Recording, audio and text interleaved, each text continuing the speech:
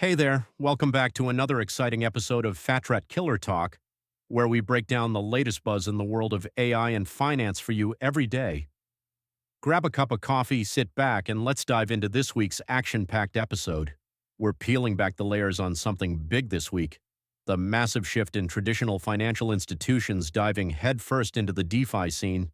It's like watching a migration of whales into new waters, and the ripples are immense. Imagine a world where your savings account could offer you not just stable but exhilarating returns. Well, that's exactly the promise of DeFi, and finally it's caught the eye of the big players. First, let's set the scene. Last week saw an influx of $10 billion into stablecoin protocols. Yes, $10 billion. To put that in perspective, that's about the same amount that flowed through during the DeFi summer of 2020 in an entire quarter, and it doesn't stop there.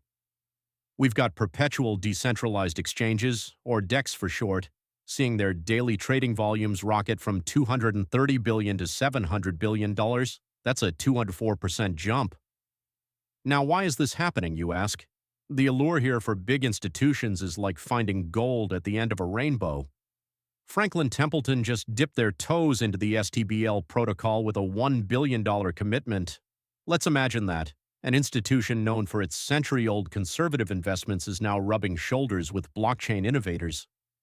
And the plot thickens as Tether's CTO, those masterminds behind the massive stablecoin, gave a nod to this new landscape by backing the Plasma protocol. It's not just a change, it's a seismic shift. But what's really driving this train? It's actually a cocktail of favorable conditions. First off, the Federal Reserve is in a rate-cutting cycle, making those traditional bonds less attractive. Institutions are on the hunt for stable yields, almost like miners panning for gold in a rapid river. Couple that with clearer regulations, think of a law-abiding Wild West, where the rules are getting clearer with measures like MiCA compliance in Europe or the softening stance of the SEC. Let's pause and make sense of this through a simpler lens. Picture DeFi as a huge cake. Previously, only a small slice of people could taste it. Now, with these institutions stepping in, it's as if those doors have flung wide open and everyone wants a piece. As these institutions play ball, we're looking at systemic changes. The idea is that traditional finance is not just peeking through the keyhole anymore, but they're walking all the way in. Franklin Templeton's big investment in STBL could ignite a domino effect, where follow the leader becomes the modus operandi. But hang on a second, is everything rosy? Not quite. You see, with power comes great responsibility, or in this case, risk. Take the order book revolution, for example.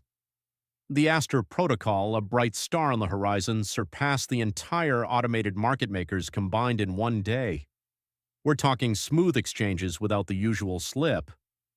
However, technical stability is still a question, as Aster had to face a week-long unavailability of its withdrawal feature. Talk about putting the brakes on a speedy train.